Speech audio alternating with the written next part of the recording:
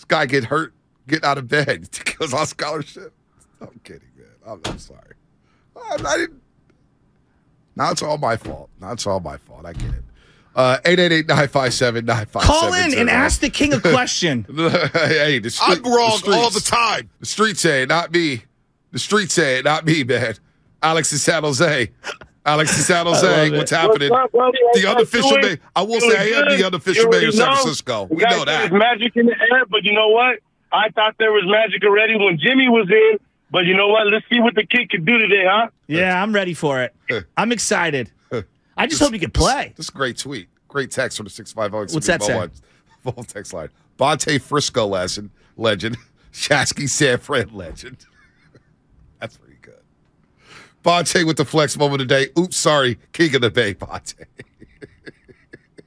Say I need humble pie. You know what? Forget being humble. You know what? Not everybody could be Steph Curry. Not everybody could be Giannis Antetokounmpo. Sometimes you need a little arrogance. Sometimes you need to pop your thing. Pop that collar. Let people know what's up. You know what? Forget that. Let's be arrogant today. The Niners are in Seattle. It's time to be arrogant. Human being. Let's be selfish. Let's be arrogant. Let's be cocky. Fat and cocky. It's okay. It's okay. Rodney in Virginia. Rodney, what's happening? Are you arrogant, Rodney? Got any cockiness to your game? It's okay to be cocky. I'm a roaster. Rodney, what's up? I do. Yeah, there you go. So I'm calling long time Niner fan, live in Virginia. No, and I got a question for you. Okay. Trey Lance get a lot of backlash for only playing 4 games, but Jimmy has been bad for a lot of the last 5 years. And Brock Purdy's he's been playing well, but he's still for less than 200 yards. And if you go back to the Houston game with Trey Lance is there, Trey Lance played a pretty good second half, but he doesn't get the same love that that Jimmy and I agree with you, but here's the thing. There's a couple things. People are reluctant to embrace new unless they know about it. For example, a lot of people right now aren't as excited with Aaron Judge because it's not a headliner. It's not someone they're familiar with, right? So when they get Carlos Correa, the San Francisco Giants, people are like, he's a good player, but I don't know. Even Christian McCaffrey, a lot of people are like, it's a lot of picks for him. Now that you've seen him for 4 or 5 weeks and there's some familiarity, you're starting to realize, the hell with them picks. I love this guy. Because we haven't seen enough from Trey Lance in these high-pressure games, people are going to be reluctant to embrace it. I'm not mad at fans. Fans are accustomed to seeing Jimmy Garoppolo play, and so that's what they're used to. So let me say this about Trey Lance. And if you want to talk World Cup 408, hey, go Messi, baby. Morocco, tough loss yesterday. Big Morocco crowd against France. No, they were on a run. Tough loss, but France is tough, and they may get Benzema back for the final. Yeah. They may get Benzema back. Kareem Benzema, he's a baller. Real Madrid, come on, 408. I know my soccer. Listen, the Trey Lance stuff, it bothers me. Why? And it bothers me from this sense. One, when we talk about Trey Lance, we add no context to it. We just say, they lost 17-10 to the Cardinals. He looked awful. He ran the ball a lot. He looked like he was unsure of himself. Does anybody mention the fact that in 3 of his 4 starts, George Kittle was not available? No. George Kittle did not play. No. All right? And the one start he had, George Kittle, starting a football game, was the one game he won against the Houston Texans in a do-or-die game. All right? Not only that, Chicago game, no George Kittle. Mm-hmm. There was no Christian McCaffrey. Did he play bad against Chicago?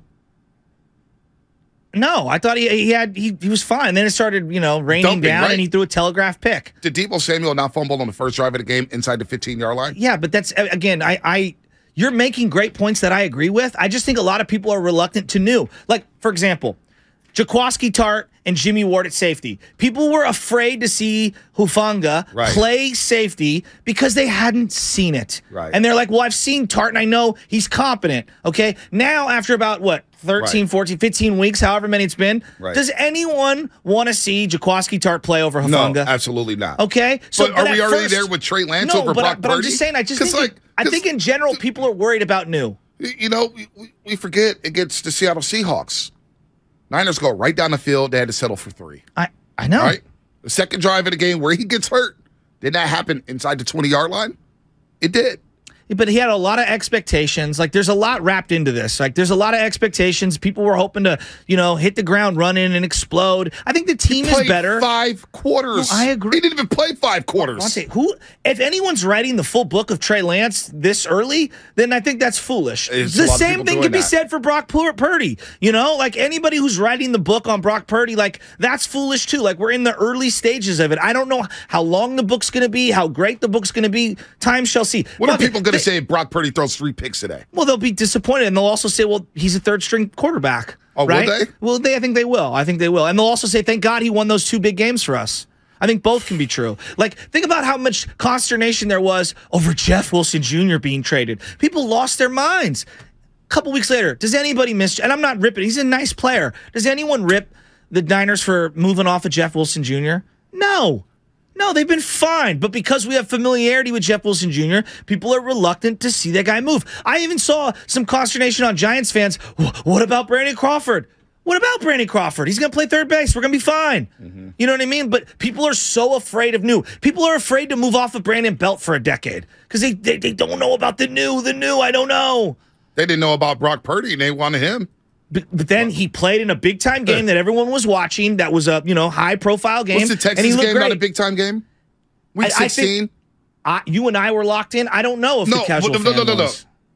It's got to be a big-time game. I don't think the Texans... You lose that game, you don't go to the playoffs last season. Monte, if he did the exact same thing against, I'm just going to throw out names, against the Bills, against the Bengals, or whatever, I think it would have resonated more. I think the fact that it was the Texans, people sleep on it. Even though... You're right. You're right. If they lose that game, they're not going to the playoffs. They lose that game, they're not going to the playoffs.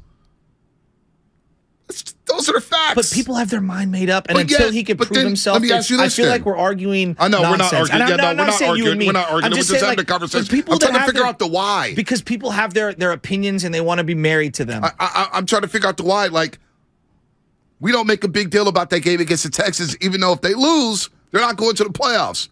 Yet, week 3 of the preseason, and the sky was falling because he struggled in week 3 of the preseason. That's against the same team. I know, it's football. In the preseason. I know. The preseason. I've never seen anything like this. But will you at least meet me here? The fact that people loved Jimmy, he did a lot of good things for them. There was a familiarity built up for a lot of people. And then I think a lot of people were like, well, wait a minute, we're going to go to the kid? And so he's already starting at a deficit. Then you factor in, well, you moved how many picks to get him? And even more of a deficit. He had a lot to overcome. Brock Purdy was like, hey, we're just happy to be here. Right. But the expectations for Purdy now is like, yo, we could go to the Super Bowl. Because I think that there aren't any expectations to start with. It's not fair, but that's we know what it is. I think it's the reality. We know what it is. Of course, there's other elements. There's another that. element. We know that. But if I say it, I say it, people say, "Oh, you're playing a race." I know, but I told you this before. Black quarterbacks get ripped all the time. No question. Look how we judge Lamar Jackson compared to other quarterbacks.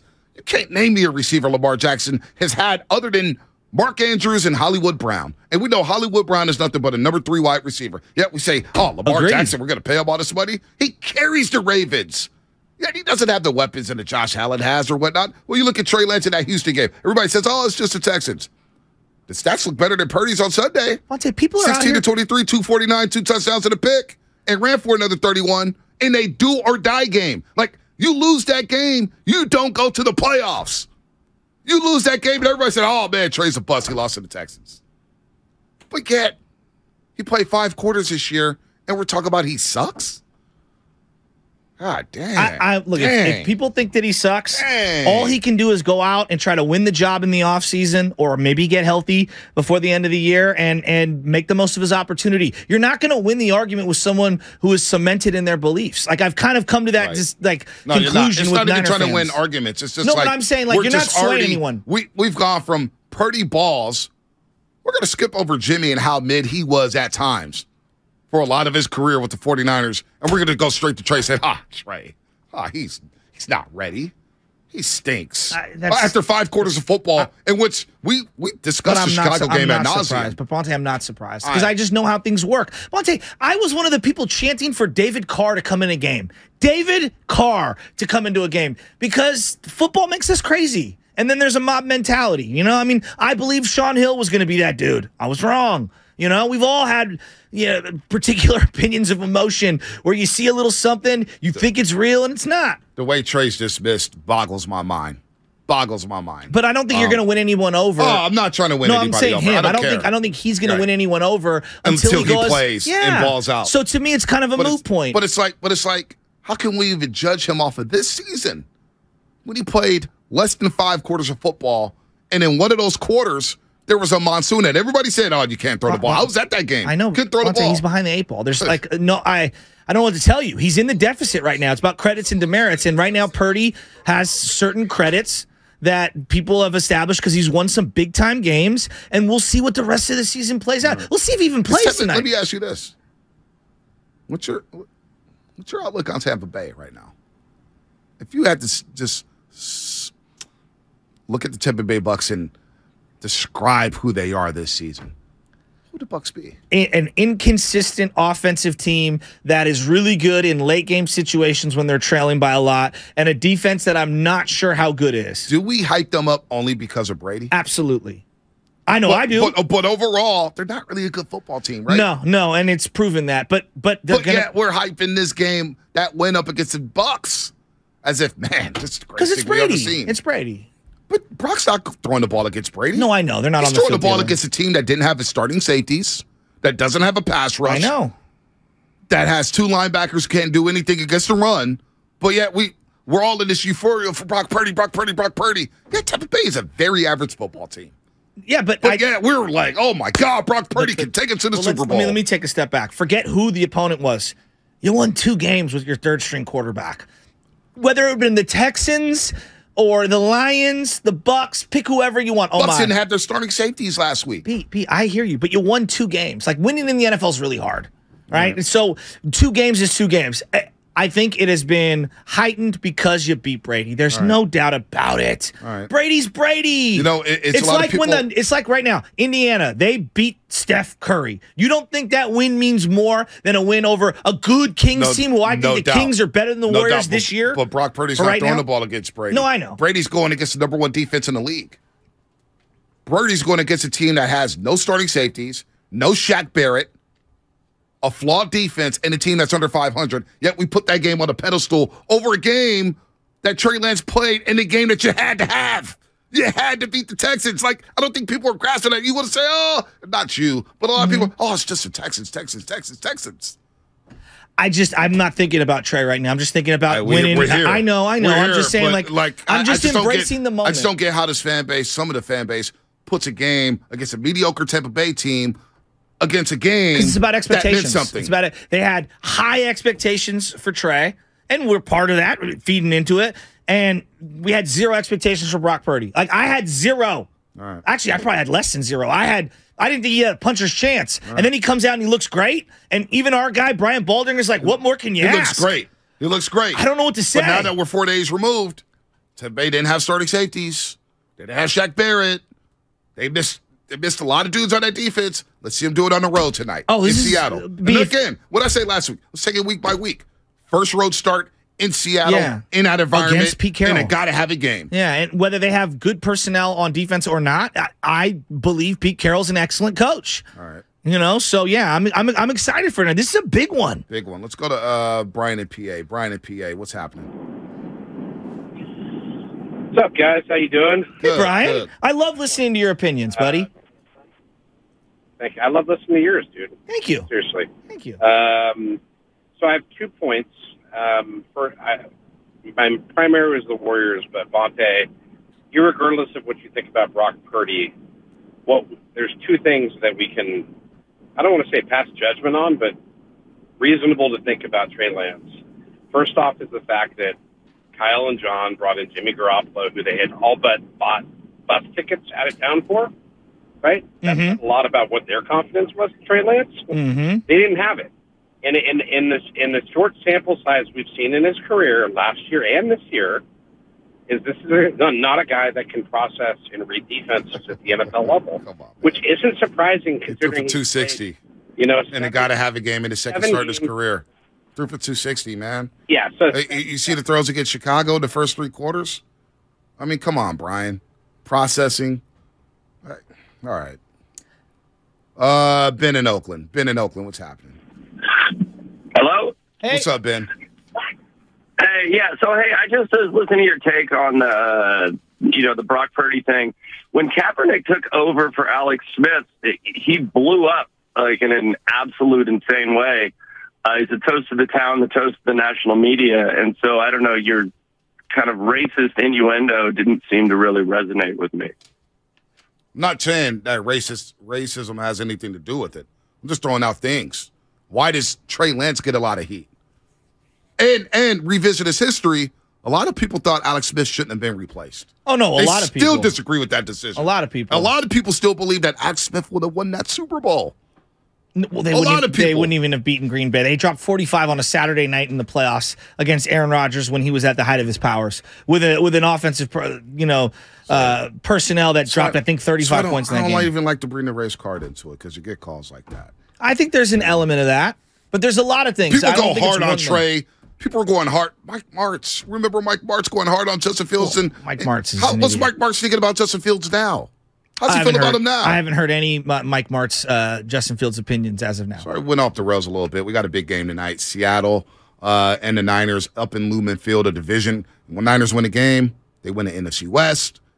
They'd be 3 games up on Seattle. They lose. They're just a game up on Seattle, and all of a sudden Seattle feels good about themselves going down the stretch here. Also, the MRI for Stephen Curry.